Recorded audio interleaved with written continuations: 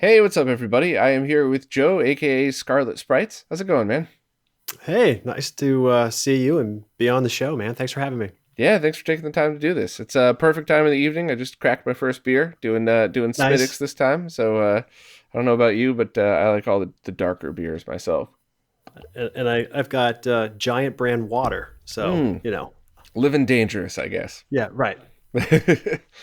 so, I I don't really know. I guess the best way to describe you would be a YouTuber that focuses on arcade stuff, but I feel like that's not quite doing you justice because you do a lot of your own work. You have like an arcade setup in your house. So, I mean, what's a better way to describe, Scarlet Sprites?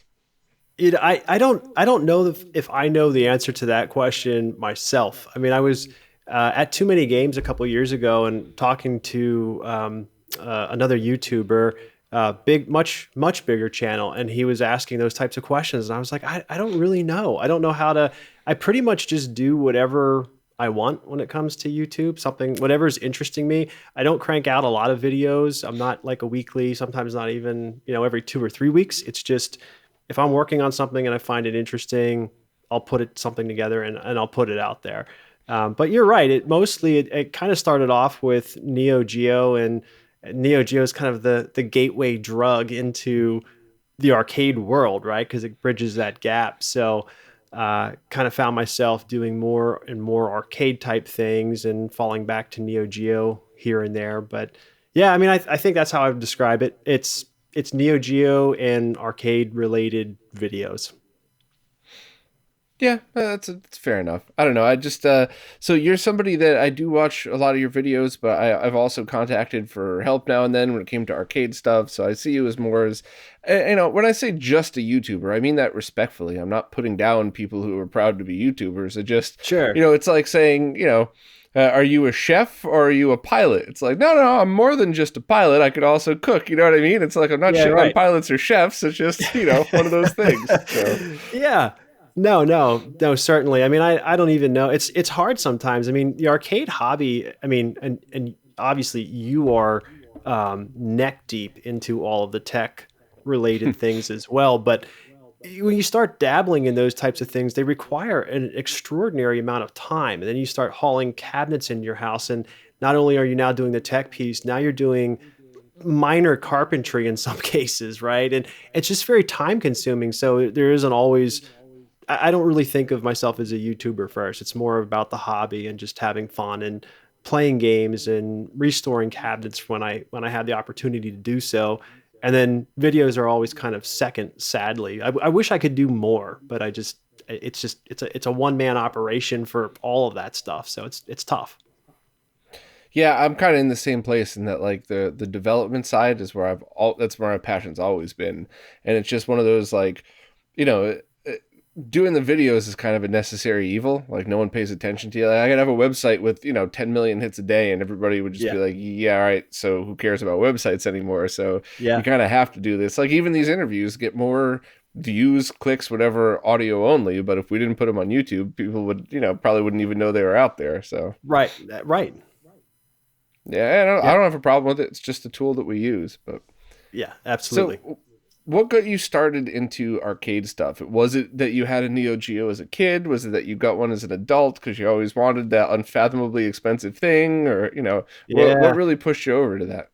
Yeah, I mean, I think it was Neo Geo. I mean, I joke about that being like the gateway drug. I started collecting Neo Geo cards back in maybe 2008, 2007, somewhere around there. I didn't even have an actual Neo Geo at that time. I just knew that the carts were cool. I wanted them. I was playing the games emulated at the time, and at some point, I knew I wanted to get a big red. Like that was the goal. That was the end game, was to pick that machine up. And then I thought, well, I'll have these carts to play eventually and it'll be cool. And then eventually I got the big red. And it's one of those things where it wasn't 100% working when I got it. So you start dabbling and it's like, oh, I can figure this out. And there's a few pieces here and there. And, a big shout out to Jamination. Just got so much help from that guy early on. He was just just really, really warm with his responses and very kind. And you don't always get that from people, especially when you're new to the hobby. Especially if Now I you meet through was, forums or something. oh yeah, oh gosh, yeah, we don't even need to go there, but yeah, uh, really, really helpful to me. I think it's one of those things when people ask me about how do I get started. I just got that question this week about, how do you get started and how do you learn to do some of the things that, people have seen me do on videos. And it's reading. It's really just reading and Googling and scouring forums, and then asking intelligent questions after you've done a little bit of research. And because that's what pisses people off, is when you come in and just start asking, the top 10 questions that everybody's going to ask when they first get an arcade machine. But you put all that to the side and ask more intelligent questions after you've done a little bit of research, then people will listen and will help you out. And so I think I was pretty good about that. And then in return, I got the help that I needed. And then you just start building on that knowledge. I mean, Neo Geo got up and running, and then, a little bit of time goes by, and I was still looking at Craigslist, and every now and then, something pops up and it's cheap. And I'm like, well, I can get another one of those things in here. Like, that'll fit. And so what if, X, Y, or Z are broken on it? I'll figure that out. And that just kind of snowballs from there to the point where I am today. Yeah, I know the feeling. When I was in Stanford in an apartment, I had gotten my Mortal Kombat machine, and I stumbled across some Craigslist post of somebody, maybe 2 hours north of New York State, selling their triples. So I called the guy and I was just like, this sounds odd. And he's like, yeah, I got this machine, that machine. And he's listing a lot of really cool ones that I wanted. And Yeah. he's like, these are my triples. I have two of everything because I want to make sure they're in good shape. The thirds are, they're all working, but they could use some work. And this price for that price for that. But look, if you come up here with a van and you give me $2,500, I'll give you all of them. I called everybody I knew. Like, do you want to build an arcade in your garage? And everybody either didn't have a garage, they were in apartments, or like there was something where they just couldn't do it, and I had to pass it up. And it was one of those things where it was like, I think I think like I waited too long and they sold them all, but that was heartbreaking. I could have had a full arcade somewhere, but I mean, even at that price though, if I had to pay for storage, that would have been immediately a lot more expensive. So yeah, How I many always years ago was was in the that? wrong place at the wrong time. How many years ago was that you ran across that? 6, 7, Yeah. See, that's becoming and so it's so hard to find that kind of stuff now. Like back like that almost was like the sweet spot, like looking back like 5, 6 years ago, there was stuff all over Craigslist. And you like, even thinking now, some of the boards that were just in those cabinets were worth double, triple what those people were even asking for the whole machine. And now stuff just gets picked up almost. I mean, if you're not ready to go when you see it, it's probably going to be gone. That's been my yeah, and experience. I have such a love-hate relationship with everything arcade related because, if you have a console that's working and you get a game and, clean it with some Q-tips and isopropyl and you put it in, 9 times out of 10, it's going to work. When you get an arcade machine and you spend the time to professionally restore it, you have an expert professionally restore it for you, 9 times out of 10, when you plug that in, it's not going to start. You have to figure something out. And sometimes it's just, wiggle the connector, reseat the RAM Yeah. chips. I got a Mortal Kombat 4 board that you always got to start 3 times. Always. And, Jose's looked at it a bunch of times. He's a freaking wizard. He sits there with Yeah. the jeweler lens and goes through and rechecks every single trace on the motherboard and all that. And he's Yeah. like, thing's fine. It always powers up for me. Oh, yeah?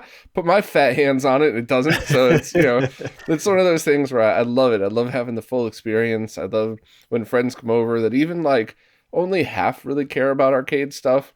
You put one in front of them at home and they're like, suddenly it's like, this is awesome. And that's so much fun, but it's so much more work than anybody Oh, would absolutely. ever go through. That's why when I see you restore yours, I'm always just like, I always have that like, man, it's a shitty thing to say, but I always have that like, I'm so glad I'm watching you do this because I Yeah, appreciate right. all the steps you go through and what a beautiful end to everything. But I'm so glad it's not me suffering through it.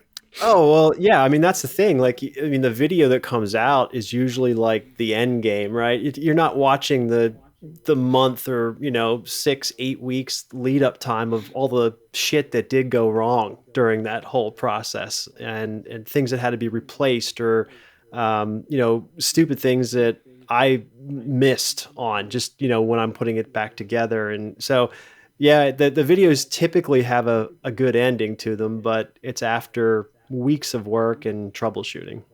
Yeah. That and the things that you don't notice in an arcade. So you're in an arcade, even even an empty arcade, but when they're all turned on, you don't really notice a lot. But you go home in your quiet house, you turn on the machine, and it's like, why are the speakers buzzing every time the screen gets bright? And it's like, oh, let me go through and see if I could fix every little bit to them. Oh yeah. I mean, that's a good point too. I mean, normally at home, there's, people ask me that question too about power and how much power everything consumes. I'm like, well, I don't have them all turned on all at one time. So when you're at home, it's one machine, and you're right. Those little nuances are so much easier to pick up on because it's not like this floor of just noise normally. Now, when I have people come over like this past weekend, I'll just turn everything on for that whole ambient effect, but that's rare. If it's just me, I'm not firing up, what is it, 12 or 13 cabinets right now to just have, yeah, yeah. I don't Did you typically do run that. special power in your house? It's funny. So in this place, we moved here about 3 years ago. There was a pool out back, and they had a breaker box put in on the downstairs for the pool. The pool's no longer here, but I have access to that breaker box. And so the whole downstairs is on a separate box. Good, But it was by good, default. yeah. It wasn't, it was just dumb luck. Yeah, I got the way things are here, it's the same thing. I have two. The main's right there and then secondaries, over. So I think where all of my stuff's plugged in, or where all of that I think is plugged into the main. Yeah. And when the electrician that I'm kind of buddies with first came over, he walks in and he goes, "Are we doing that today?" I was like, "No, no, no, I'm not turning them all on at once. That could be for a while." But Yeah. yeah, I'm easing myself into what that would take. I bought one of those little meters. I don't know where it is. It was right here a minute ago, but oh, it's right here. Where you plug it in and then you plug something into it, and it shows you how much power you're drawing. Oh, And yeah. I've been playing. I've been forcing myself to put this down because I want to just plug this into everything now and be like, oh, I have 1 watt phantom power from this computer. Oh, this draws. Like I did a RAID array for my unraid machine, and it's 120 watts when you boot all the drives up at once, and then it drops to like 40. So I tried to run all of the RAID array off of an arcade power supply, thinking, oh, I'm so fucking smart. I could mount it directly in one of the drive bays. I Yeah. didn't read the wattage on the 12 volt side, so I was like, oh, well, that's what that clicking is. One of the drives won't start. So, yeah, it's Nice. I can't wait to put this on arcade machines and kind of put one on each of the CRTs back there as I power them just to see, and then add it all up and call the electrician back and be like, so what would happen if I put 1,000 watts? And like, see what happens. Yeah. Yeah. I had, right before March 2020, before the pandemic hit, I had the basement scoped for basically to be finished off. Like I was going to finish the entire space off. And nothing crazy, just carpet walls, right, and double door into the unfinished space, so there was still places to work and store things. And they had looked at that second breaker box, and they were going to run lines and everything. And they're like, okay, so you're trying to build like a legit arcade down here with, and then off the side, I have like a projector and a screen. Like we're going to put that up. So there's massive power needs down here. And it was all scoped out, but then the pandemic hit, they never did it. Lumber through the roof, right? Drywall through the roof. And so now it's just kind of like this project that's hanging out there that I don't know when it's going to happen. I've got plans for it, but it just, yeah, but yeah, it sucks. Yeah.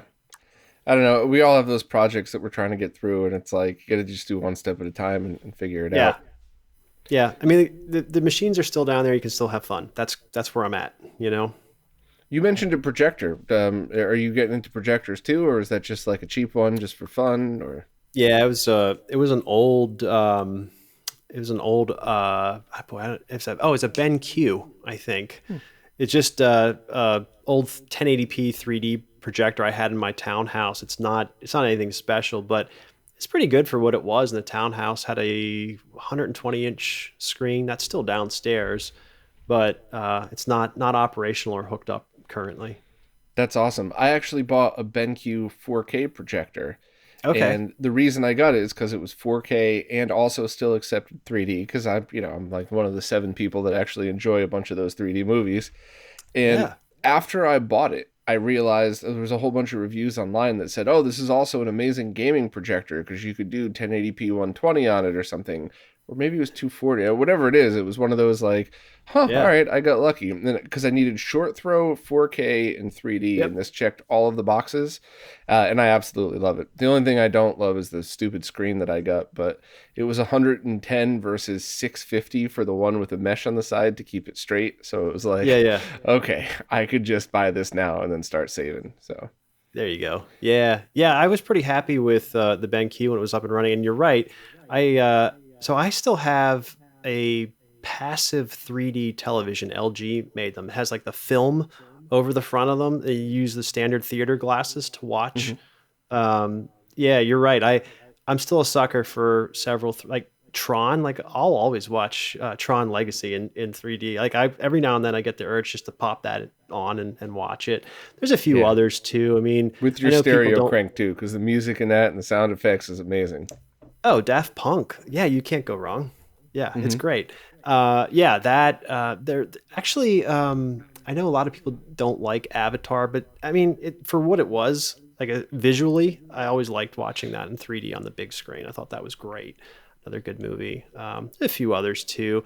The stuff that was like the Marvel movies that were made that were, I guess, artificially moved over to 3D. Not so much, but Yeah. like there's yeah, yeah, you get Anything it. that was shot in 3D or an Yeah. animated movie that was processed right, which is funny because like Toy Story 1 came out perfect, and Toy Story 2, 3, and up to 7, whatever many they are, they all kind of like, you almost feel like they hit the render in 3D button and walked away and didn't Yeah, even like right. check it.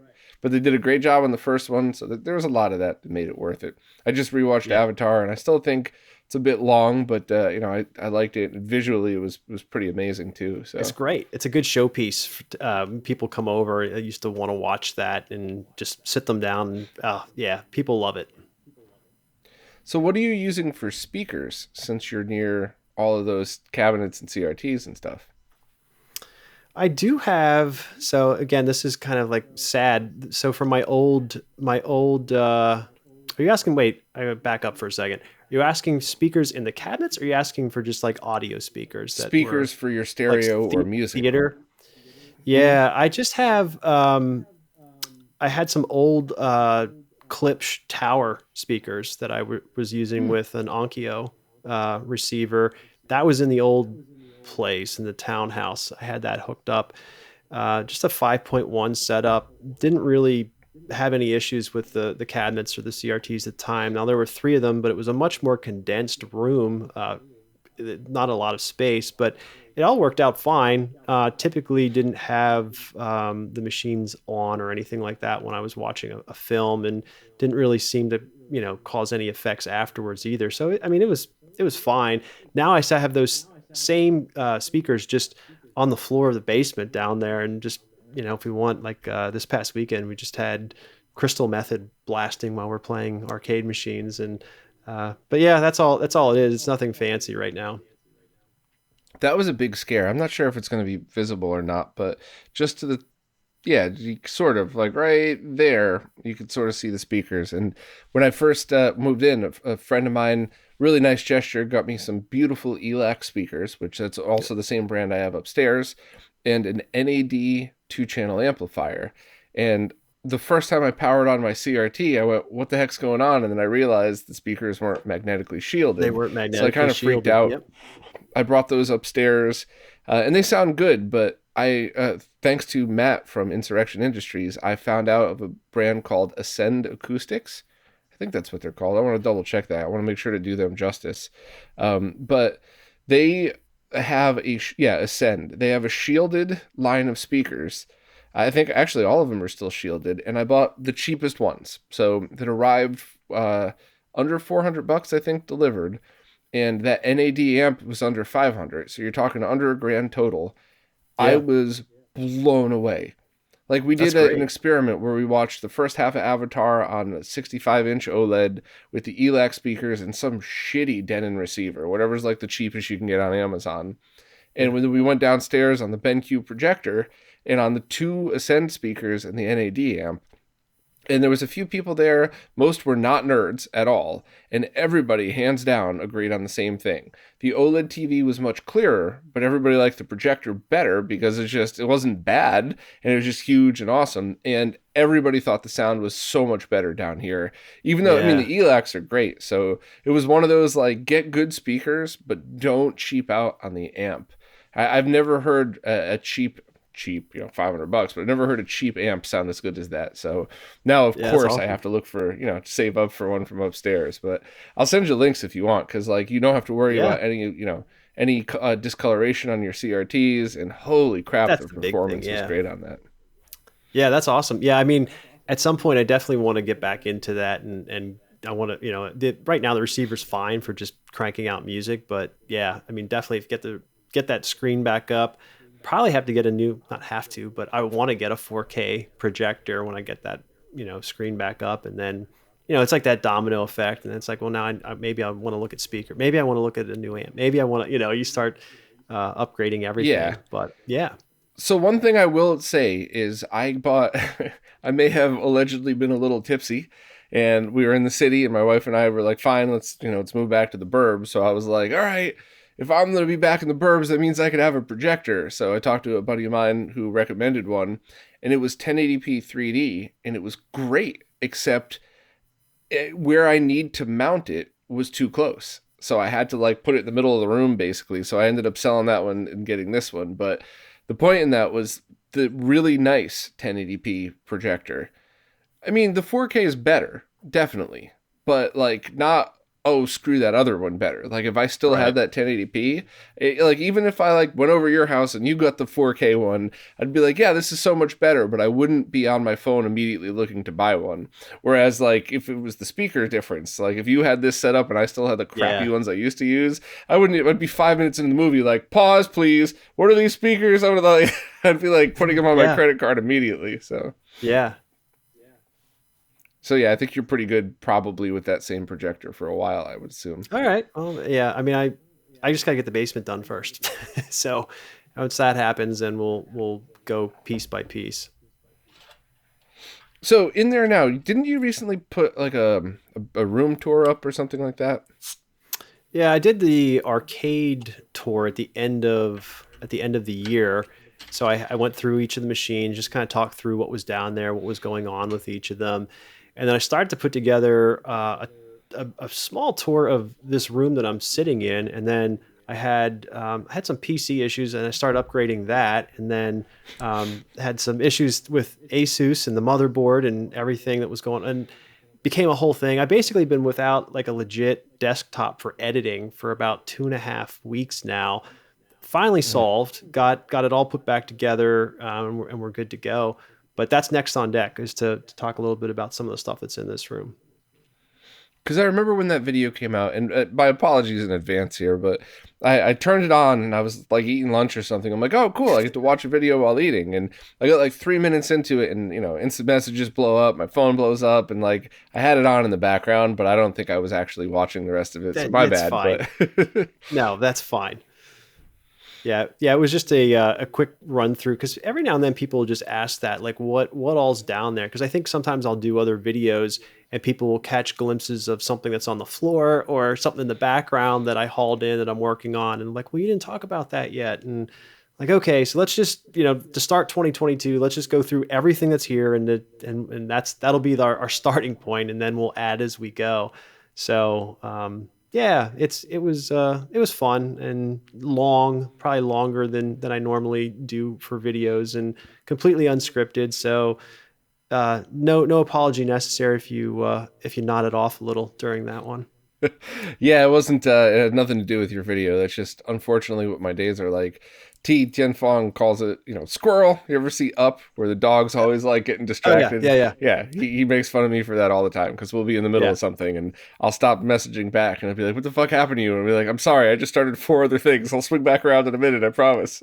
Well, I'm impressed you even watch things. I mean, it's so hard. I feel bad sometimes because other YouTubers will, message me or whatever and ask me about did I see this? Did I see that? And it's like, I really don't get to watch a lot of YouTube. I just don't. I mean, I've got, I don't know, your situation, but I'm working a normal job throughout the day, which sometimes goes longer than 8 hours, and then it's like I've got my wife when we're gonna do our thing, we're gonna make dinner, do all those normal things, and then it's like maybe there's a sliver of time to work on arcades and put a YouTube video together.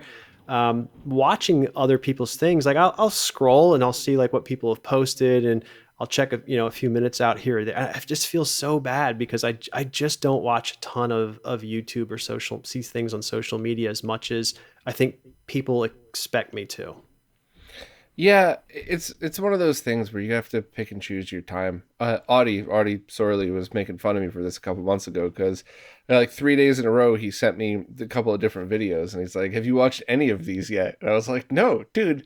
Like I barely have time to like take a shower. I can't tell you how many times I'll look at the clock and be like, it's 3 o'clock. Oh my god, I haven't even like showered yet." Like it's one of those, and yeah, of course it's Audie, so he just made fun of me for like 10 minutes straight after that. Love that dude. Yeah. Yeah, I mean, it's just tough. I mean, being an adult and getting older is hard. Yeah, and it's one of those things too where it's like, you have to try your best to find a balance in things. And it's good to be selfish in those moments where it's like, do I finish the video that's going to make me happy and people were asking for and people were relying on me to show them something that could help them, or do I Yeah. plop down on the couch and watch three of my friends' videos and it's like, I think all my friends started to realize like my intentions are always good, but yeah, I'm not going to make it to the end of most of those. So Right. Yeah. I think like Saturday morning is usually my sweet spot when I can come downstairs. I know normally there's not a whole lot of things on the agenda for that day, and I can just coffee, whatever I'm having for breakfast, and then that's like, I've got like an hour, and maybe I get through like 3 or 4 videos, maybe. But it's like you said, it's being choosy, it's scrolling through, picking, and choosing what it is I want to watch, and I just don't get to. But that might be it. Like Saturday's like the big day for like an hour, maybe. So yeah, I've always kind of played with the idea of changing my videos because, excuse me, my structure the past couple of years for like the higher production ones has been like a fancy short intro. I try to never make it more than a minute, try to hit 30 seconds, and then, my opening jingle, and then a quick summary, and then get into it. And I'm like, that means I'm asking people for usually like 1.5, 2 full minutes of their time. yeah, And people that are committed, like, okay, it's the new thing. Wanted to hear somebody talk about this. I got them, but I wouldn't get me. Like if the situation was reversed, it was like fancy opening, okay, stupid opening jingle, don't really care. I could make my own music or listen to other people's, and like, yeah. okay, I probably wouldn't even make it 2 minutes into mine just because I'm impatient. And it's like, do I skip the production? Is that bringing more people in the beginning, or is that like alienating the people that are like, just skip to the end, fatty? How do I plug this thing into my TV? Yeah.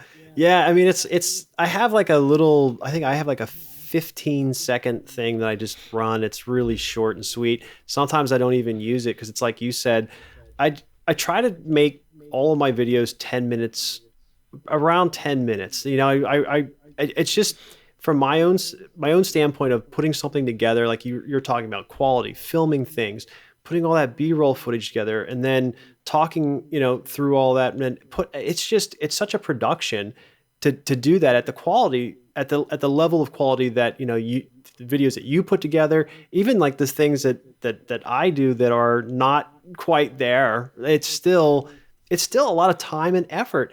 And so you're right. It's like you start thinking about, how can I make this more consumable to the average person? Like, should I just start talking? Like, should I just get right into this? And I've done that. I've experimented with both, the intro, without the intro, a little intro, well, me introing, then the intro. You know what I mean? You start all these Yeah. different types of various ways to start out a video.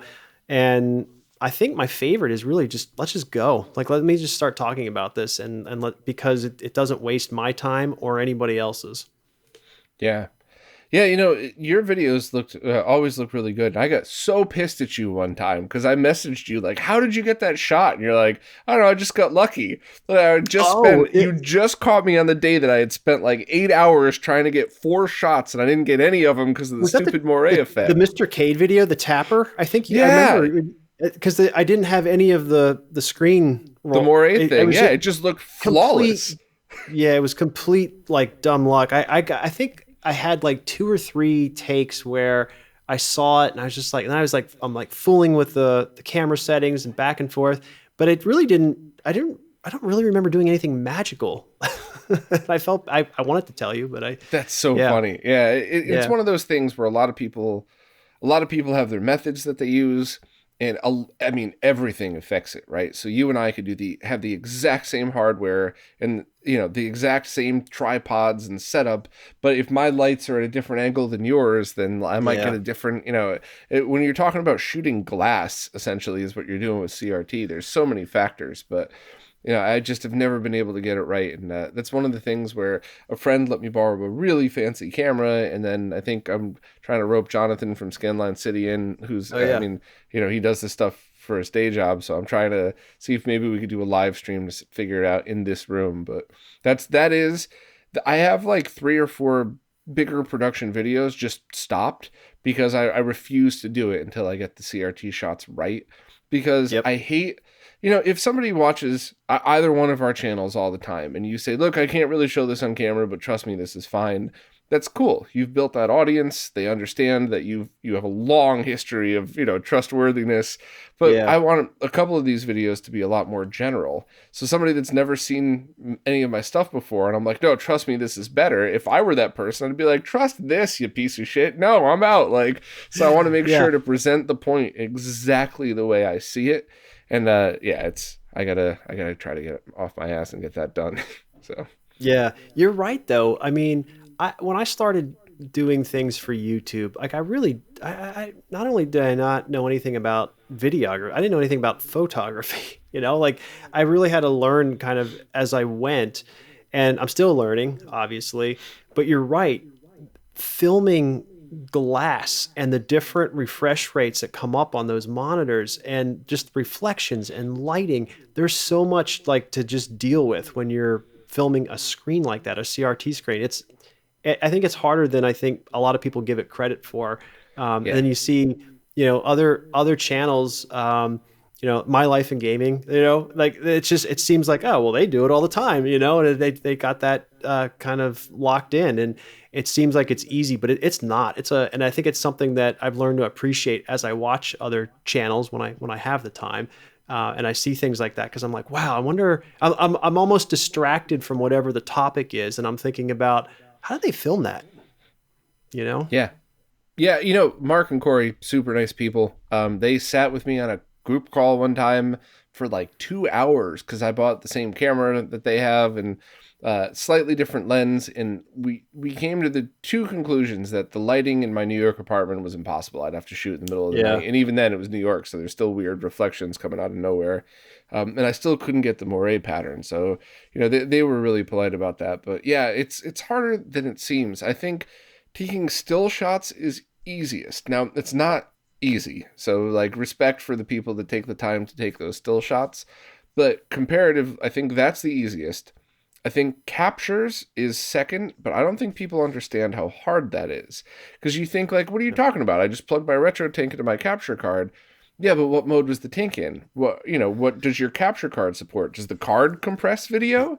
So, Yep. if you're just showing footage, it doesn't matter. But if you're like, no, I want to compare this to that, no, you're comparing the algorithm that you've used to compress it, not the console.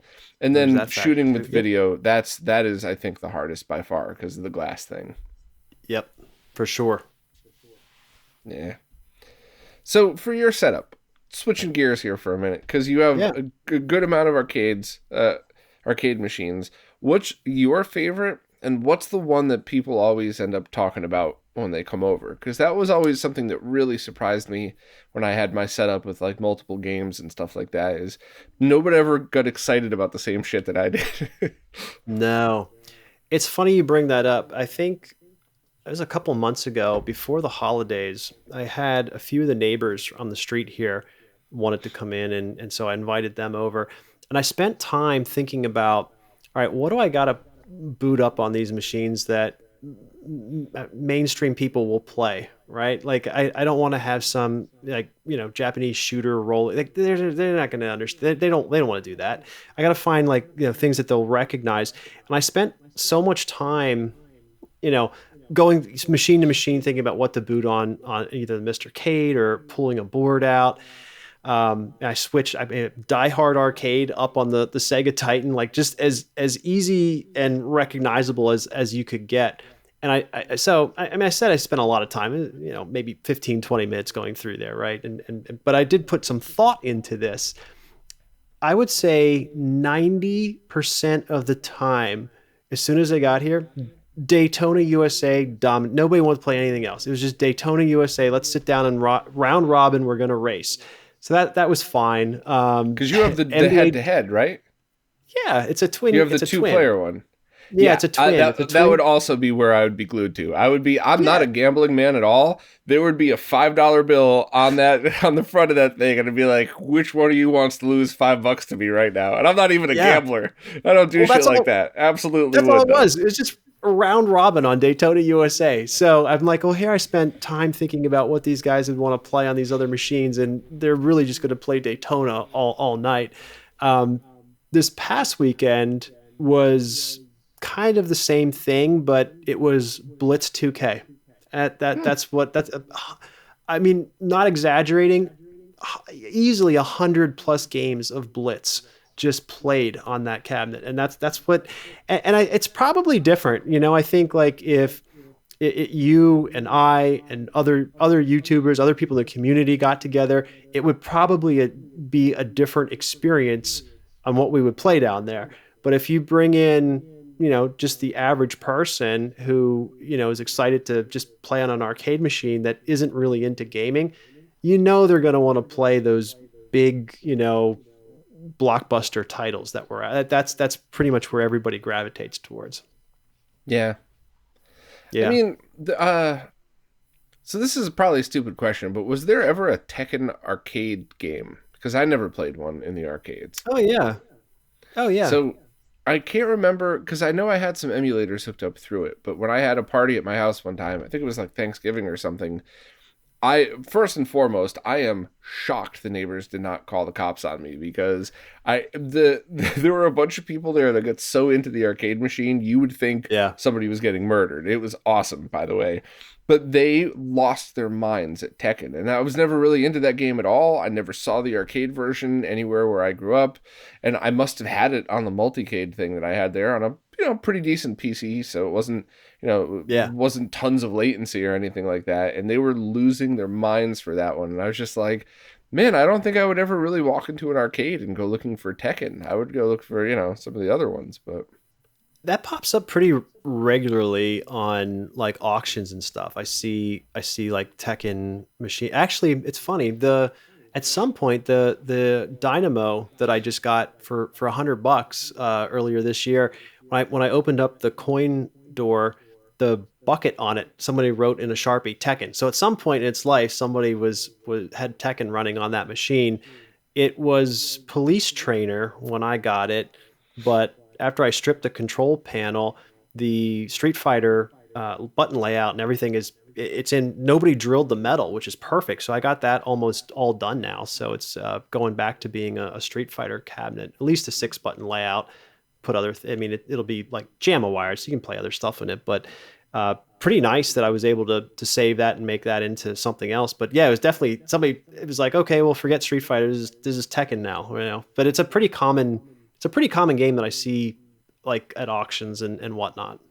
I mean, it could just be that I'm not remembering it, but I got an oddly good memory. So like, I just don't think the arcades I went to as a kid really had those for whatever reason. No, I mean, I'm trying to think like, I remember playing that in college, and it was probably freshman, maybe sophomore year on PlayStation. That's really the majority of the Tekken gaming that I did was on PlayStation. And so that would have been 97, 98, and that was the first one. So like arcades are starting to, fade out by late 90s. So it just may have been one of those things you just never saw. Could have been. I also never saw a Virtua Racing art in the arcade at all. Oh wow. And Yeah. cousin Scott says that we saw one once, but I don't remember that. I don't think I don't. It must have been before I got the Genesis version, so it didn't click. Because if I had the Genesis version, I probably would have gone nuts to go see it in the arcade. But you have one Yeah. of those too, right? Yeah, that was another fun pickup. That has a strange story to it, but that got that. It had a literal rat's nest inside of it with dead rats.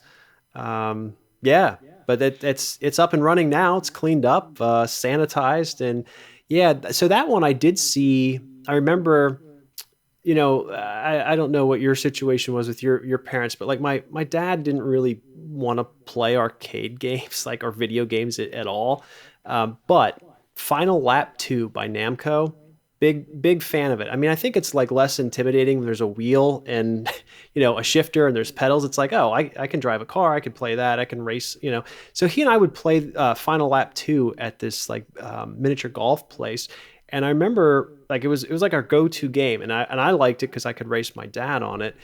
But then we walked in the one day and it was gone, and in its place was Virtua Racing. And so initially I was like really disappointed and like shocked that like, oh my god, this machine's gone. What are we gonna do? And then it's like, well, wait a minute, this is wild. This is polygons, like all it was crazy. And I remember playing that for quite a few months with him. We just transitioned over to Virtua Race, and then obviously Daytona then spilled out. What was that? A year or two later after Virtua Racing, but yeah, I do remember playing that one in the arcades. Yeah. That's why I wanted it when I saw it popped up, and I think it was just listed as racing. I think racing was spelled wrong. Racing arcade or something like that. This woman had this listed as, but yeah, her and her ex-boyfriend and her current boyfriend dropped it off for me. So just, yep, at Was 3 that in the awkward? morning. Yeah, At three at in the 3 in the morning. morning. Yeah, because I didn't think she was actually gonna come, like, because she was insisting that she was gonna deliver it, and they had a trailer and everything. I was like, oh, if you want to make the trip, that's fine. And I didn't think she was actually. It was like midnight. And my wife's like, they are not coming. Like, just forget it. And if they do come, you can get murdered alone. I'm going to bed. So they did show up. It was yeah, it was like 2:30, 3 o'clock in the morning. She brought her dog and her two men. And hey, I'm not asking any questions. They brought the Virtua Racing machine, and Was it crackheady, or was it just people who probably worked in a restaurant or something and just got out of work late? Because there's I, always that vibe, right? yeah, yeah. I mean, it's tough. She was trying to think. She was a retired nurse, but she wasn't that old. And so, Crackhead. yeah, I mean, now that you're saying this, like Crackhead. it's Sorry. filling in gaps in the story. Yeah, I grew up. I grew up all over the place, but for a while I lived in Bridgeport, Connecticut, same place that Rourke did, but just a few years apart from each other, in a Yeah. not very nice neighborhood. So you learn very quickly how to spot who's who. And it's hilarious too, because once I moved to the city, like a few of my friends were. I didn't live in a bad part in Manhattan at all. I lived, the top of Hell's Kitchen, but a couple of times people were like, is that always on your street? And it's like, yeah, don't worry, that's not a safety concern at all. You want to see a safety concern, I will bring you to one, but this is not what that is. So yeah, I know it's a judgmental thing to say, but at the same time, if it purrs like a cat, it scratches like a cat, it smells like a cat, it's a cat. So whatever. Yeah.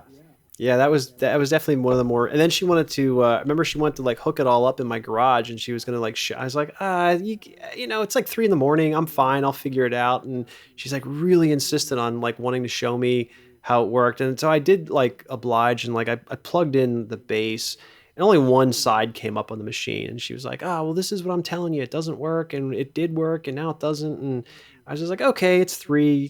I'll figure it out. I mean, tomorrow's another day. Like, like just take your boyfriends and Take your money and get the go." fuck off my property. Yeah, Right? and your dog. Don't forget your dog that's running around my garage too now. So yeah, my Jeez. wife didn't believe that actually came. Like, so I had to like actually like show her the next morning. Like, oh yeah, it's in the garage. Like, she's like, they didn't That's show up. funny. I'm like, oh, they did. You know, it's funny. You said about like you used to play that with your dad. I just looked up real quick.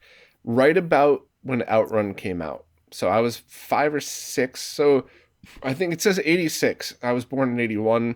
So I'm assuming I must have seen it probably 87 then because things didn't get to the East Coast that quickly. And I Yeah. remember being in a pizza place. So being 5 years old ish, you know, 5, maybe 6, and I saw a driving game, but I didn't really know what the purpose was. I mean, I'm a little kid, remember? Yeah.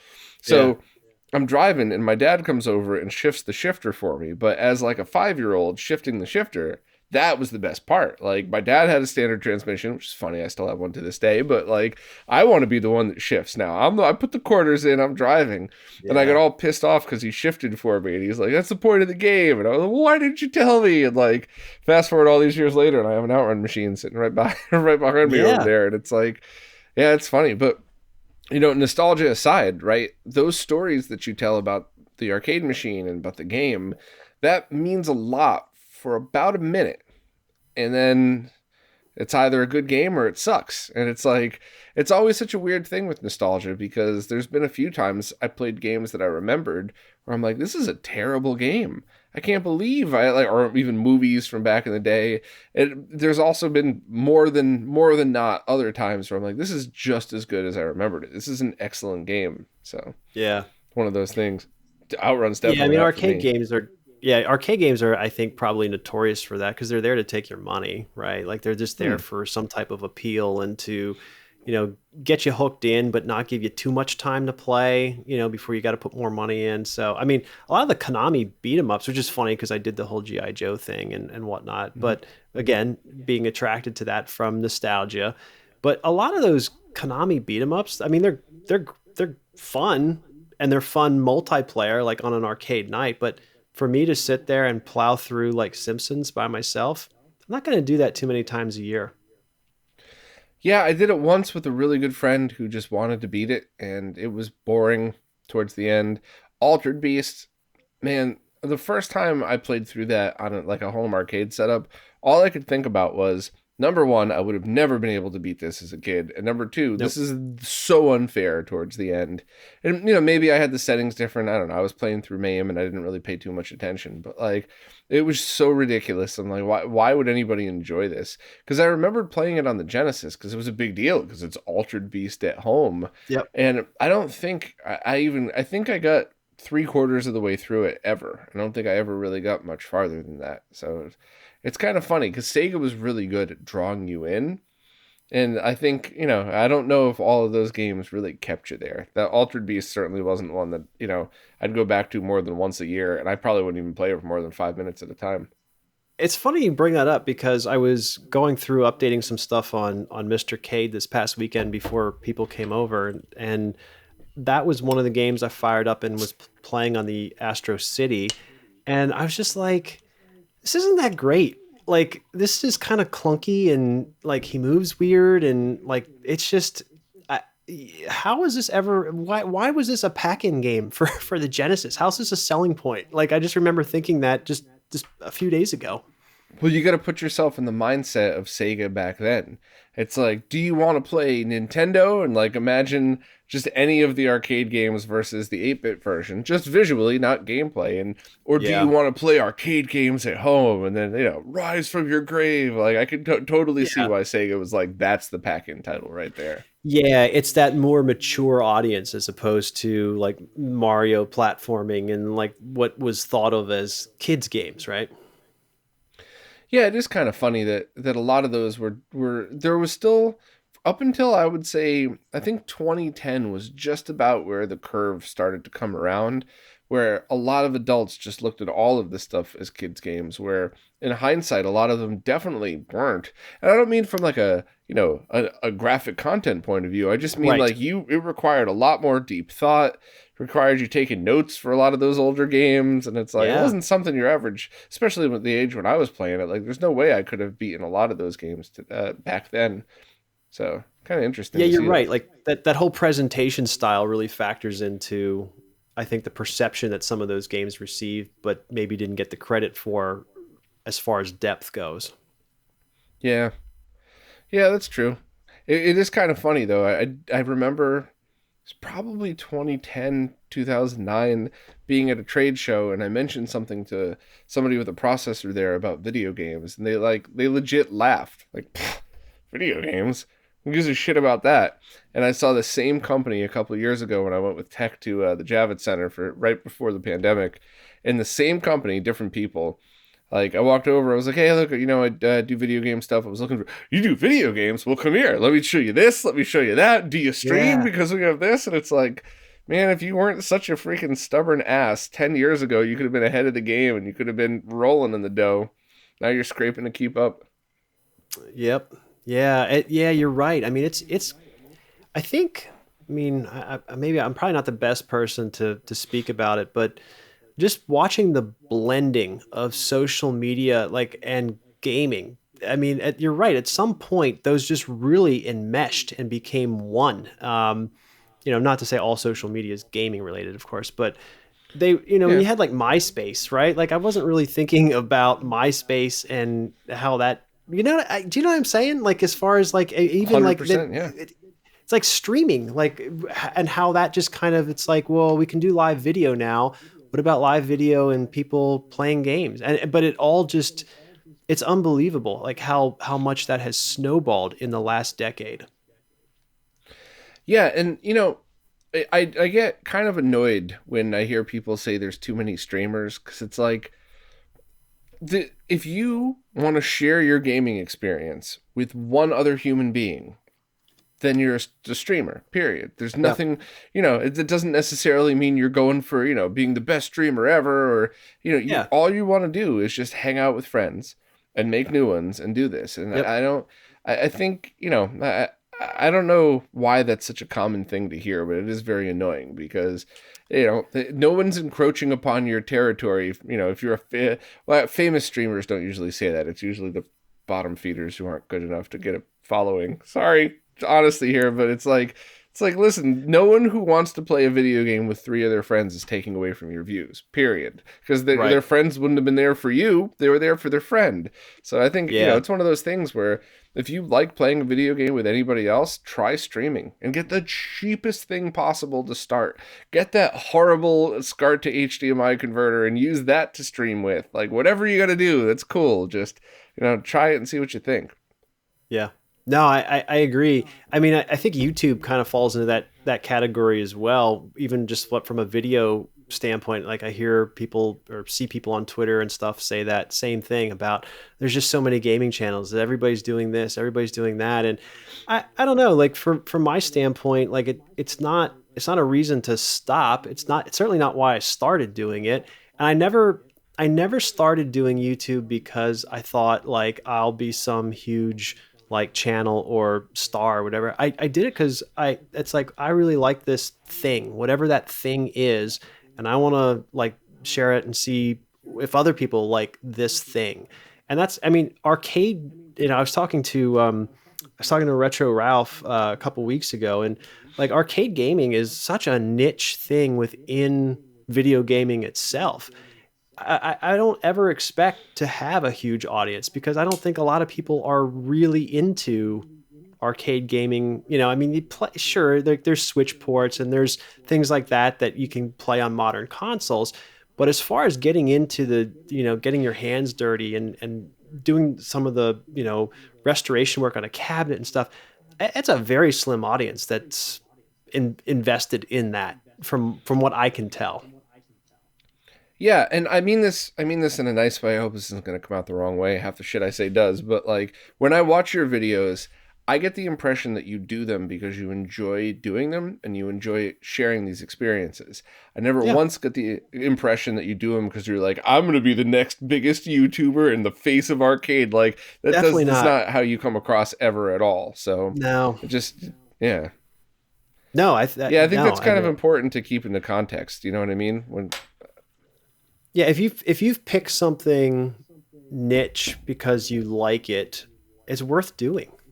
I think, yeah, that's kind of where I'm at, and if the channel grows, if people watch, and they do, and I think there's people who come back, and I've got people, who comment that are regular followers and commenters and subscribe or whatnot, but um, I don't expect that to ever just blow up. And it's actually interesting, this topic, because we were talking the other day.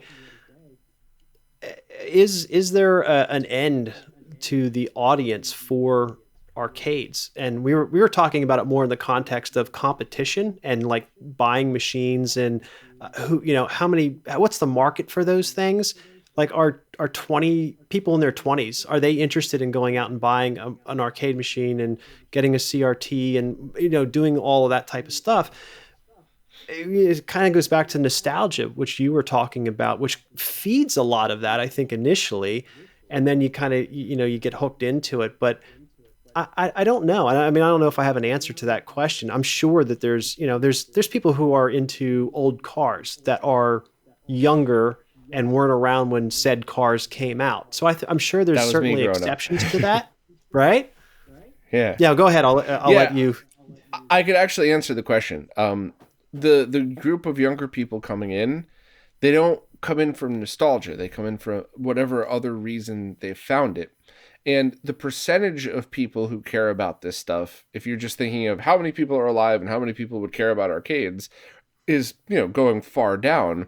But the amount of exposure you get through all of the platforms we have now is infinitely going up. So at Yeah, the end of the day, it's kind of just staying the same. It's not really shrinking, it's not really going up. The prices will fluctuate based on who has the money, because that's always kind of, yeah, credit where credit's due. Pat Contry had that really great analogy of the Elvis jacket that sold for like 20 grand or 50 grand, whatever, and the 80s, when that crowd who loved Elvis was at the age of disposable income. And now it's still a rare coveted thing that people love, but it's not going to sell for 50 grand. And I think right. that's the prices are going to follow that. But the interest, I think, is going to be pretty interesting to see. And I don't know if it's going to be like cars, where cars have just gone ridiculously up in value, like Yeah. to the point where it's and pre-car shortage and all of that stuff. So is it that all of this electronics is just going to keep skyrocketing, or is it going to be the Elvis jacket, where after all of us kind of drop off, the prices go down? But I think the interest is about where it's where it's going to be. Yeah, yeah, it's definitely an interesting topic, and yeah, just yeah, I do have, because I'll make comments about that every now and then I'll get somebody who's like in high school reach out, and they'll say, "I watch your channel. I'm young and I watch it, and I like this stuff, and I started watching it because I could play whatever game it was on MAME, or they bought it for in the eShop, and it was a port of some sort." And so that's interesting, and that always excites me a little bit when somebody younger is interested in watching the things that I'm doing. But I just don't. I'm under no delusion that that is by far my audience. Like, if you look at my YouTube analytics, it's everybody 35 plus. Like, it's just, there's like no one. I shouldn't say no one, but that market segment that's in their 20s is just not there for the channel. And maybe I'm not doing a good enough job to sell it, but I also think it's the content. Yeah, I made a conscious decision to not look at analytics anymore years ago, because basically around the time I started a Patreon, because I was like, if I don't do what makes me happy, I'm not going to do it. I'm just going to go back to a regular day Right. job and have way less stress. And but Yeah. but on the flip side of things, if I'm going to cater to an audience, it's going to be the people that support me. So I'd rather listen to them. So the last time I really looked at analytics, the one thing I did love is that I wasn't just locked to the US. There was places all over the world that followed. And I love that Yeah. because, with all this technology and all the advancements, the one thing that still annoys me is that, like, I can't have this exact conversation with somebody that doesn't speak English. And it's like, we have to get to that point. Hopefully, at some point in our lifetimes, we'll see. Because it's like, I can't tell you how many people around the planet that we could drop them in this conversation and you'd think we all grew up together, but we grew up on opposite sides of the planet, speaking different languages with totally different upbringings. We're just into the same shit for all the right reasons. Yeah. Yeah, I've noticed that, and I initially I didn't know, like, is that from the Neo Geo pool, like where I started, because I'll get on and every now and then I'll do a live stream, like it's really rare, but every time I get on there, it's like, hello from Australia, hey, I love Neo Geo and I'm from Brazil, and I just see like the chat fill up with that, and people will message me from time to time too, and I'm always interested in, there's a lot of similarities across, like you're saying, across the world about the different, experiences that we had. But then there's like, sometimes there's like slight variances. Like they're talking about Neo Geo, and I really can't remember Street Slam being a popular game. I just can't. I don't ever remember playing it. I don't remember seeing it in an arcade. And I mentioned that one time, and I had people like lighting me up saying like, what are you talking about? Like that was a huge game. And I started asking them like where they're from, and it's South America or it's the UK, and it's just interesting how regionalized some of those games were. Not that they weren't available, but just they were more popular in other pockets. So we were all playing Neo Geo, but we were playing maybe slightly different games at different times. And I always think that's really cool to hear people's perspectives on that. Absolutely. I love that stuff. That always makes me smile. And there's been so many times too where I've been to an event, mostly in person, but even some of the live ones where I'm like the only person who doesn't speak whatever language they're speaking, and Yeah. nobody gives a shit. Nobody. It's just body language and your actions. Like, I'm sitting here with a beer, smiling, watching people play, and they're like, "Well, Yeah. we don't know what the fuck he's saying, but he's obviously having a good time, so he's welcome too. Bring him on in." Like, Oh so yeah. it's yeah, I love that. Music's the same way too. You ever go to a concert with with a mixed crowd like that? No one really cares if you speak the language. It's just, do you like the music and can you dance? And I can't dance for shit, so I was always on the side of those, any of those. But Yeah. Yeah. I got a very specific example for that. When I was in middle school, there was a student that came over from Poland, and he spoke no English whatsoever. And the first 2 days he sat by himself, like at a table, like it was just so awkward. And I think we were like in seventh grade or eighth grade maybe.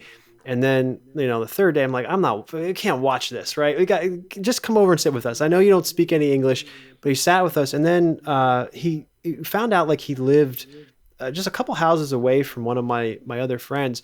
And we just play video games. And it was like a universal language at that point. Just watching, I mean, it's just buttons and a controller, and this is what we're doing. And we didn't know a whole lot of each other's words, but we could play games. That was great. Now he ended up speaking very fluent English by the time we got to high school and got accepted into Penn State and all. I mean, his world turned around, but initially that first year or two was a little rough, but we always had games and fishing. That's what we did typically. that's awesome. Yeah. Yeah, there was so the side of my family on my mom's side are all Eastern European. So I grew up with a bunch of extended family. Like all my immediate family was born in America, but the extended family was always born in northern Greece or Romania or any of the Anians, Albania, or, all those, whatever. And so I grew up with a bunch of people that didn't speak English. So I learned how to communicate with them just by, watching and listening and seeing and all that stuff. So that kind of Yeah. like, as a kid, it's just how you grow up. So I didn't think anything of it. But as you get older, I started to realize like how I was able to communicate with people easier because of that, even English speaking people. And, I had a couple of friends growing up that their English wasn't the greatest and it never really mattered. My buddy Laszlo, a big Hungarian dude, he looked like a bouncer at 17. He looked like an adult male bouncer at 17 years old. And he just, giant chest, big gun. He comes walking over one day because I had a 79 Camaro and he had a newer one. Your car fist? My car very fast. And I'm like, I don't know who the fuck you are, buddy, but let's go hang out. I want to see your car. Yeah, that's Was friends with him awesome. forever. Yeah. Yeah. Yeah. There's certain things that you're right. It's just it's facial expressions, it's body language and things that you can just do together with music. I mean, you called that one. That's another really big one. You just don't need to do a whole lot of language things. Well, at least verbally. Yeah. Yeah. Video games fall directly into that. Can you play the game? Are you having a good time? Listening to people shit talk each other when they don't speak each other's language is amazing because it's the same. There's no difference. The inflections in their voice, like their mannerisms, like it's the same. And it's coming from that same place of like I'm fucking with you, but I'm not actually insulting you as a person. So it's one of those like it just that stuff cracks me up so much. I love it because it's just one of those like perfect tying it all together. The world make the world smaller moment. Sorry to be cheesy, but like that is kind of No, no. exactly what it is. So. Yeah. Yeah. It's awesome. It's good stuff. So you mentioned Mr. Cade a couple times. I love mine.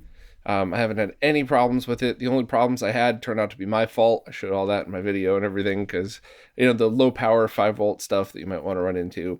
Have you tried any of the other JAMA Mr. adapters out there?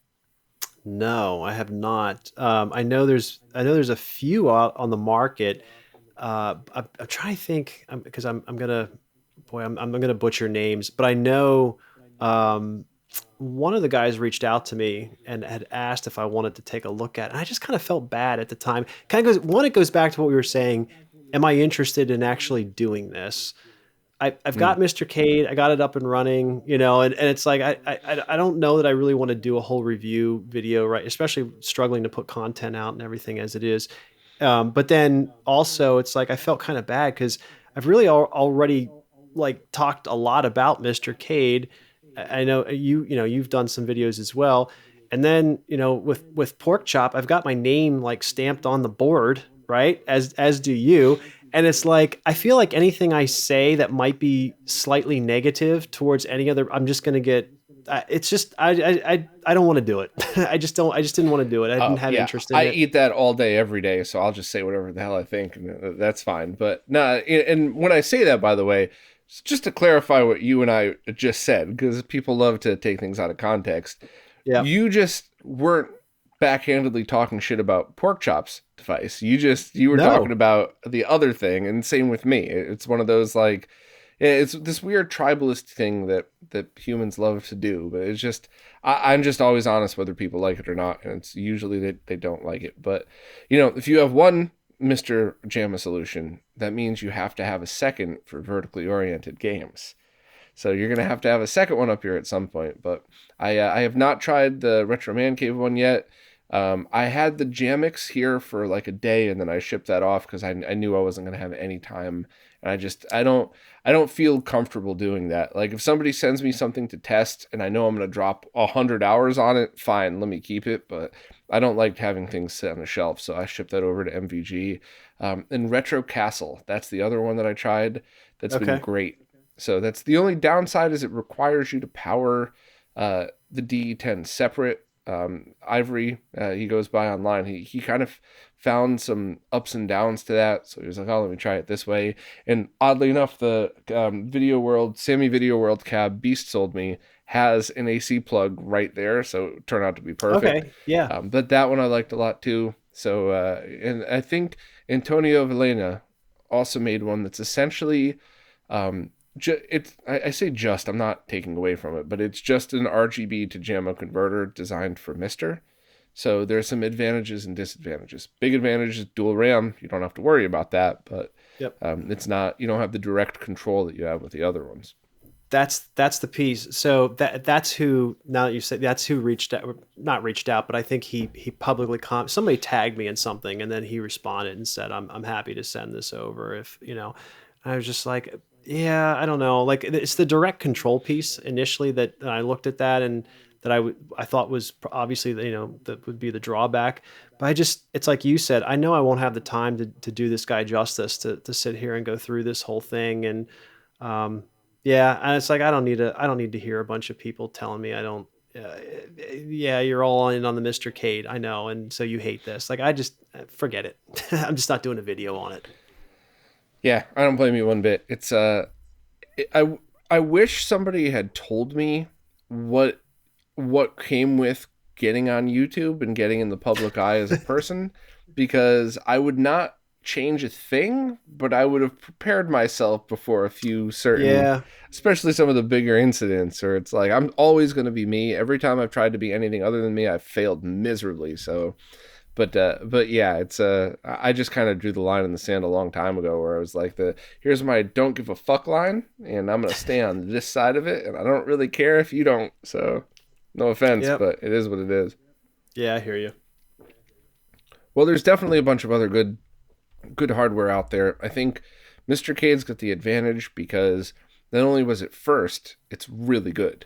So, like, Yeah. anybody listening, don't take this the wrong way, but it's been tested by some of the most, like, obsessive, like, attention to detail people on the planet. So, if, it wasn't just first, because if it was first and sucked, it would be like the laughing stock of all of this stuff, because all the arcade heads would be tearing it apart. But the fact that it was first and really good, that's, it certainly makes it harder for anybody else coming up after that. But there are definitely good solutions.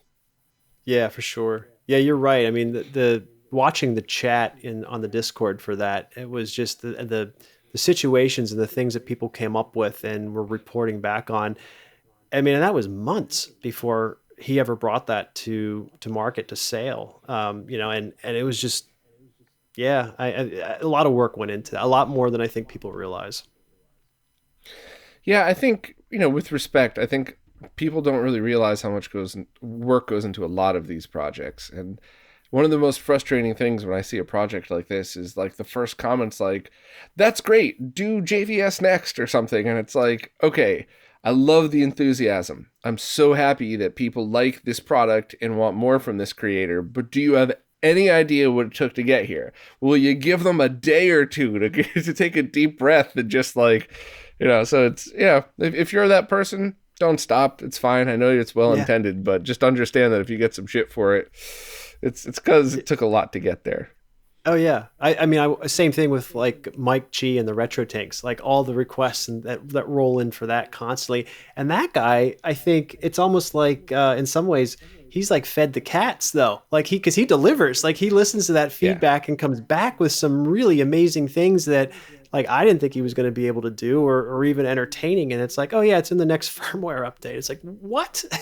So, but yeah, Yeah. you're right. It's crazy the amount of things that people will ask for after something has just come out, just come to market, and I want all these extra, not everybody in a demanding way, but yeah, Mike's a guy that really seems to deliver on all that stuff and is always like looking for that next thing. Not to say pork chop isn't. I've just transitioned there No, no, no, yeah, no, I to Mike's totally, product. totally got what you meant.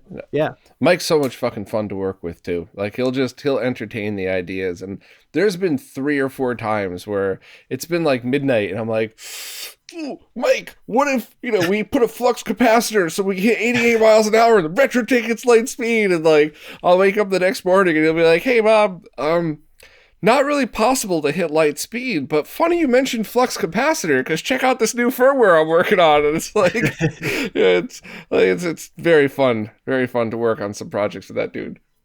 Yeah. Yeah, he's always been really nice and really good to me. Yeah, same. So, I think before we started on the conversation, I don't think you answered what your favorite game that you have in your Oh, my arcade favorite is. game. Yeah. It's I've got a few, but that's not really the question, is it? It's the favorite. I would say I would say the game that I play the most is probably NBA Showtime, which I know a lot of people Hmm. probably don't want to hear. It's not overly sexy. It's not really deep. It's not some obscure Japanese game, but it's one of those games that I know I can. It's well, it's what, the second sequel to NBA Jam. You got NBA Jam, like Tournament Edition, Hang Time, max hang time, and then show time. But it's a game that I can just go down and I can play and be done with, which is great. Lunch Mm. break, still working from home, can go downstairs. I can play a game and I'm done. And there's little nuances and things here and there that that it's not. I don't want to give the impression it's a deep game, but there's certainly strategies and things like that to employ. 90s Mm. basketball is I love 90s basketball and the players and what was going on at that time. Same with open ice, which I know I've talked about a lot recently, but 90s hockey, 90s sports in general. So it ties a whole bunch of themes together. NBA Jam and games being one, and NBA basketball of the 90s era. So I play that a lot. It's definitely something that has not gone to waste. And then ironically, this past weekend, I couldn't get anybody to play that. They just wanted to play Blitz. But yeah, I play a lot of NBA Showtime in the basement, and hang time from time to time as well. But that's if I've got like 20 minutes, like 15, 20 minutes, that's my go-to game. I'm just going to turn that on and I'm going to play a game of Showtime. So the point you made about being able to just play for a few minutes, that's something that's really important to me as well. Because, ADHD, whatever else, whatever's wrong with me that I always have, like, I always got to be doing something. I don't like to just be, until it's the end of the night and it's time to chill, that's different. But like during the day, if I have some time to kill, I want to feel productive. And sometimes just picking up a video game is awesome. So having arcade style games and, having especially something that you could just flip on one switch and it just begins, right? That's amazing. But one of the things that always kind of, I don't know if it's a bad thing, but like if I know I only have 5 minutes to kill, I'll want to set the arcade to like not hard because I'm not that good at games, but harder than usual, so you don't have to build up to that. Is there settings in NBA Showtime that like, do you just keep it on normal? Do you just enjoy the experience, or do you crank it up to hard or something because you want to have that challenge? Yeah, so there are right now it's everything's still on the default settings because I've gone through and I've beaten all the teams multiple times, and so it has that rubber band coating built into it too, which makes it really difficult. So once you start getting ahead by 10 points or so, that really drops the hammer down on you. So I haven't really messed with the settings too much outside of the default. I also, because I keep my stats on that machine as well. So I try not to mess with it too much. Now and then I will go in and I'll crank it a few notches, right? And then we'll go in and play and just see what subtle differences there are with, playing against a computer and whatnot. But for the most part, to answer your question, it's on default settings. So you just brought something up that I totally forgot about, and that's the rubber banding. And you're Yeah. right. So like I just sold Cruise and Blast because I had so much fun playing it. I played through it, mostly to completion. But it's that arcade experience where every time you play it, it's right down to the wire. So if it was Yep. one of those things where if I only had 10 minutes to kill and I wanted to race, that would be the perfect game. But something to sit down and try to sink into, it's like I don't want the exact same thing every single time playing it for an hour straight. So, yeah, that's when rubber banding really is awesome and adds to the experience. Yeah, for sure. I mean, even this past weekend, like those blitz matches we were playing, it's you kind of get the sense like it's like a 3 point difference in a game. There's a minute to go. I've got the ball. I'm just trying to protect the lead. Somebody's gonna fumble. Like somebody's gonna fumble that damn ball. Like, and it's just like doing all the things you can do to try to keep knowing that is has a high potential for happening. I'm like intentionally like jumping out of bounds, just short plays and jumping out of bounds. Just anything I can do to keep that from happening because it's prevalent. Mm, Just knowing the game and then trying to beat the rubber banding in little subtle ways that you can. It's tough. yeah, that is a good point. So I don't know. It's I don't think I'll ever, even if I get sick of doing this for a living and get sick of video games, I think I would always have an arcade machine, especially like a some kind of Mr. Jamma solution around for this Yeah. exact reason, because it's just like had that experience of like I just want to hang out and play for a few minutes. And the one thing for whatever reason, I can't get used to Tetris with an arcade stick. I just always want that NES D-pad or something. But that's another great example of something like that. Again, it's so weird you brought that up. Again, updating the Mr. K this past weekend, and that was another game that I was like, oh, let me play a little bit of this, and I pulled up the arcade version of that. And I was like, is this me? Because this just feels so strange. Like I don't know that I really want to. Yeah, I didn't play it for very long. It was just too awkward. Agreed. Do you have in your arcades? Do you have any of the USB adapters? I mean, obviously with the Mister, you just use the Mister's USB inputs. But in your main arcade machines, do you have any of that? No, I don't have anything like that currently wired up. Nope. Hmm. We were talking. Actually, it's funny you bring. We were talking about pork chop. He and I were texting a little bit a few weeks ago about because he's another guy that's always like tinkering and playing around with models and stuff. And we were talking about the light gun games and like Area 51, Maximum Force, Lethal Enforcers, and just making like a cabinet that ran all original boards, but then you got like the HAP light guns, which most boards will interface. Well, I shouldn't say most, but a lot of boards will. You can plug the HAP guns right into. Some of them have like an additional gun IO board and everything. And I was like, it's just really a pain in the ass. Like a cabinet would be great for that, but you have to constantly switch the guns. And he was like, well, do you? Maybe we could come up with a USB solution for those pistols, and then we would, and he had like something all mocked up and everything. I don't know how far he got with it, but he was sending me a few pictures here and there, and it was exciting. I'm like, yeah, let's do this. I'm ready. Like I don't know I have no financial investment in this, or like I'm not an engineer by trade, so I'm just coaching from the sidelines basically. But no, I don't have anything currently, any type of USB setup or anything like that in any of the machines. Yeah, that was one of the things that really, I guess it surprised me and intrigued me at the same time when I went to a lot of these fighting game tournaments in the New York area, where a lot of people wanted to bring their own sticks. That part I Yeah. get because you want to use what your hands are used to, but a lot of people also wanted to bring controllers. And in hindsight, it's like, oh, that makes total sense. You practice on your consoles, you want to have that there. So you'll see in hitboxes, but actual keyboards. So there was one Yeah. really good player that played KOF with just like a mechanical keyboard with it. And it's just, and I saw those USB adapters. I think Brooklyn Video Games uses all the undammed adapters, but there's a bunch of other new ones out that are actually really great that are all just as low latency. So they're all slightly different. So it's whatever your Yeah. flavor is, I guess. But that was one thing that always kind of interested me to see how many people preferred to use a different solution. Oh yeah. Yeah, and I think for me I'm just a little selfish. It's like, well, there's an arcade machine. We're not running a tournament down here. You're not that good that you're bringing your own stick over here, so we don't need to, we don't need to do that. Again, it's usually like people who are casuals that are coming in and everything, and for me it's like I'm not that great at fighting games. I'm very much a casual player at that. So, look, I'm just going to use the traditional controls, be it on the Astro City or the Capcom Big Blue. It's like that's good. That's good for me. That's what I want.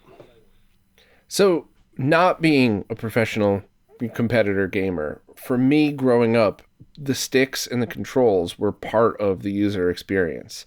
So, part of the fact that you're playing Mortal Kombat is the giant floppy stick with the deep concave buttons, and versus other games that had a completely different setup. And that was just part of the experience. But I Yeah. imagine that if I ever got really good at one game, or multiple, whatever. I would want consistency at the same time. And I love that Vuelix arcade stick Art sold me a couple years ago. That thing, it's just perfection. You could sit it on your lap, you could sit it on a table. Like that really drove the point home to me of why people might want to always use their own stick. Oh yeah. I mean, I think almost universally, people who are good at Street Fighter and in that arena are like the American layout of those three the buttons. Just it's not ideal, right? If you look at like a Japanese candy cab, how it's more ergonomic and whatnot. That's the preference. So it is interesting, but then I get hung up like the OCD factor because it's like, well, I want to make it the way it was originally, how I played it from a nostalgic standpoint. I'm not a tournament player or all that good. So for me, it's more important to have it look and feel the way it did as I remember it in the arcade.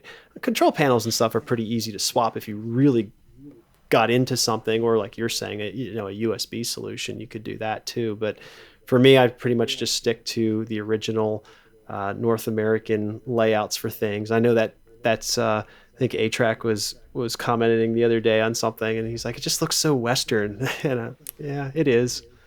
Yeah, yeah, I'm kind of the same way. I do feel like I'm gonna move over to. Ideally, I would have one vertical and one horizontal cab with Yeah. misters in it, and I would love to have some kind of multi-driving solution so you can play Outrun and Virtua Racing and Daytona all in one cab and everything like that. Yeah. But I think for me, it's just a matter of convenience. If I had a giant place to put all the arcade cabs in, I think I would still be that person that really just wanted to use exactly what they came with just for that reason. Yeah. But yeah, Yeah. There is I think there's a French gentleman, I think, that is doing a universal, or does, maybe it's several boards that adapt like Sega racers. So you could put like Sega Rally in a Daytona machine, and you could do Daytona 2 in that machine. And it's just converting all of the signals to the different types of boards. Um, I think I think Galaxian was I think he was either ordering or at least talking to that guy. I don't know how far he got with that setup, but I know he was definitely very interested in pursuing that. That's huge if you could make that happen. yeah, absolutely. That's something I would be interested in. I also want to mess with. I haven't really dug into MAME in 5 years plus. So with everything that's come out, all the changes that have been made, I really want to spend some time on that. And in fact, I found a video card that I could use Calamity's drivers with. I have a spare PC back there, so that's going to be a thing soon where I try to set that up. But the last time, I mean, it's years now, but the last time I checked, I don't think you could still run Daytona on MAME. Do you know if that's been updated yet? That's a good question. I don't know. I mean, I fool with MAME very casually too from time to time, but I don't know if Daytona runs or not on MAME. I know like some of the other stuff, like I want to say like there's like Virtua Cop, one of them, when I tried to pull it up the last time, because I was fooling around with my own cabinet and looking at stuff in MAME. And as soon as it like comes up, it says like, oh, there's known problems, and it ran kind of choppy and everything. But I don't know about Right. Daytona. That's a good question.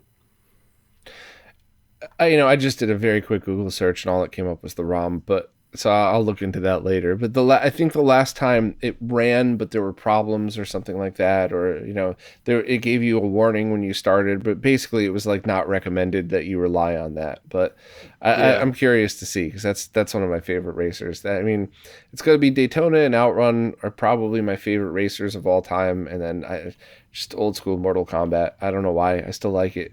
I think the fact that I'm slightly good at it also adds to it because it's like Yeah, that all my helps. friends whoop my ass in every game we play, which is fine, but that's the only one where like 1 out of 5 I'll get a win in. Yeah. Yeah. It definitely helps when you're not getting your ass beat constantly at the same game. Yeah.